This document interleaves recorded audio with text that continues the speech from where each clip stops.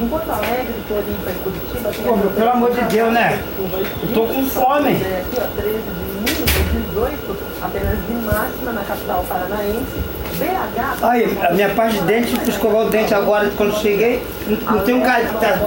Vai assim lá e minha parte de dente não tá lá no lugar onde eu botei. Também merecem atenção. Tá minha escova. O que pegou? Belém com 31. Eu não tô falando, não posso ter nada. Salvador. Explicação comigo. Vamos ter aí um dia molhado amanhã. Agora sim, deixei por último a previsão para São Paulo e para o Rio, pois essa cidade vai enfrentar uma bela virada. Não é apenas frio. Aqui em São Paulo deve chover muito amanhã, quando a máxima ainda vai estar alta, 26 graus. Agora na quinta-feira vai estar 20. A temperatura aqui em São Paulo, na quinta 21 e 22 na sexta, mas são terça e quarta os dias mais problemáticos do quesito aí chuva. Rio de Janeiro, amanhã é dia ainda muito quente aí pra vocês, tem na agora 32 graus. Você vai levar comida pra mim? Agora Eu não tô aguentando.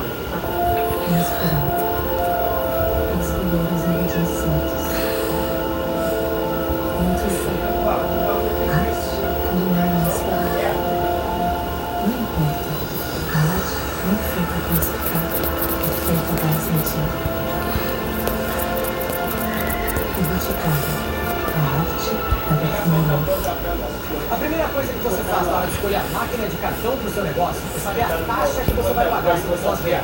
Aqui na Safra Pay, essa taxa é zero. Quanto que a planta vai fixar? E parcelar tudo.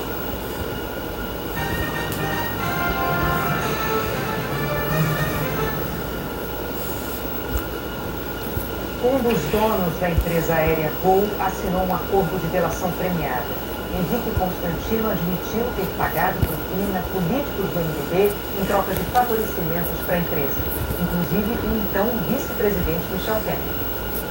As informações foram publicadas no site do jornal O Globo. A delação foi assinada em fevereiro e validada pelo juiz Valisney de Oliveira, da 10ª Vara Federal de Brasília, em abril. O empresário Henrique Constantino, um dos donos da Gol, admitiu o pagamento de propina para políticos em troca de liberação de recursos da Caixa Econômica Federal. Ele e outras 17 pessoas viraram réus em novembro do ano passado na Operação Culibono, que investiga fraude na Caixa. Segundo a ação penal, Constantino pagou 7 milhões de reais a políticos do MDB para obter financiamento de 300 milhões de reais dos fundos de investimento da FGTS para o grupo BR Vias. Além disso, também obteve liberação de uma cédula de crédito bancário de 50 milhões de reais para a Oeste sobre empreendimentos imobiliários, outra companhia do grupo empresarial dele. O jornal diz ainda que o empresário apresentou provas documentais, como e-mails e trocas de mensagens para comprovar as acusações. Entre os nomes delatados por ele estão os ex-presidentes da Câmara, Eduardo Cunha e Henrique Eduardo Alves, além do ex-ministro Gedel Vieira Lima, do ex-presidente Michel Temer, todos do MDB. Os 4 são réus em deslocamentos da Lava Jato.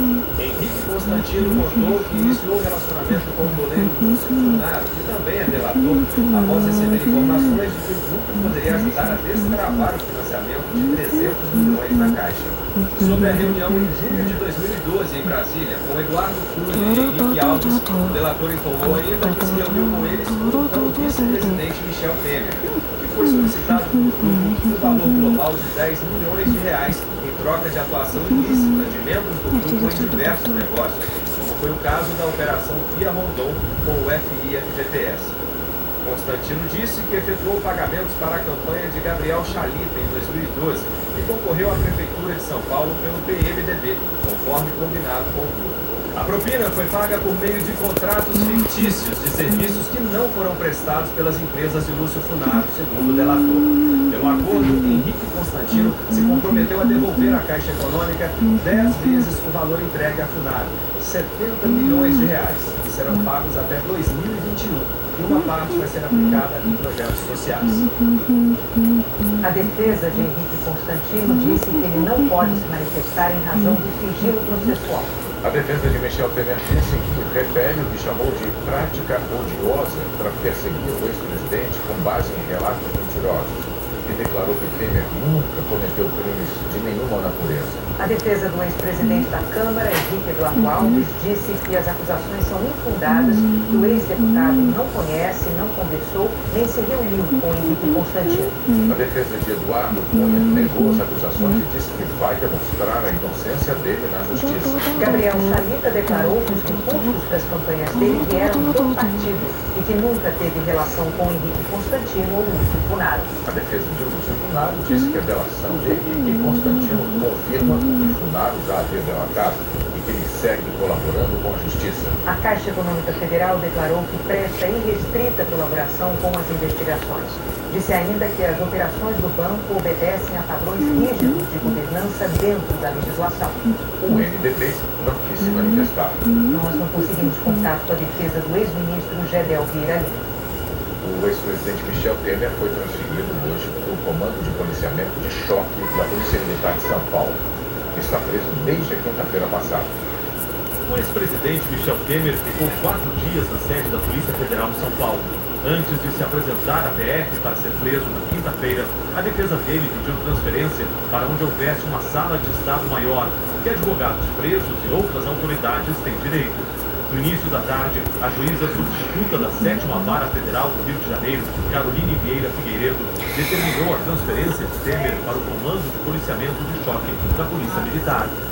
Ele deixou a Polícia Federal pouco depois, às 13h30 da tarde, em carro descaracterizado, para evitar a exposição desnecessária do ex-presidente, como determinou a juíza. Logo na saída, o ex-presidente fez um sinal de positivo com o dedo. Um dos agentes da Polícia Federal abaixou a mão dele. Temer foi direto para o IML, onde ficou cerca de 50 minutos, passando por exame de corpo de delito, como é de praxe. Em todo o trajeto, batedores da Polícia Militar acompanharam o comboio da Polícia Federal. No fim da tarde, os carros da Polícia Federal, trazendo o ex-presidente Michel Temer, chegaram aqui ao batalhão de choque da Polícia Militar.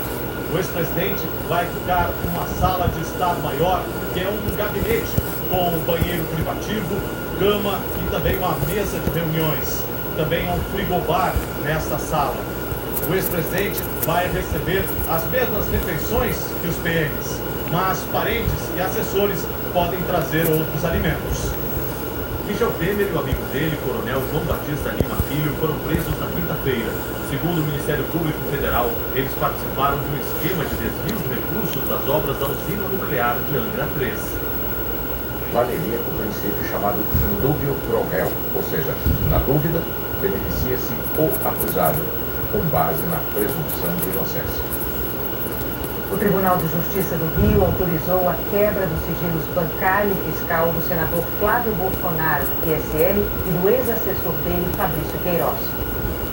A Justiça determinou a quebra do sigilo bancário de Flávio Bolsonaro de janeiro de 2007 a dezembro de 2018.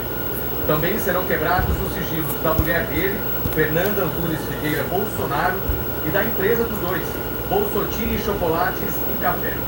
A Justiça autorizou ainda a quebra do sigilo fiscal dos investigados entre 2008 e 2018.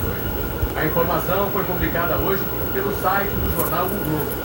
A reportagem revela que a quebra de sigilo vale também para o ex-assessor Fabrício Queiroz, a mulher dele e as duas filhas.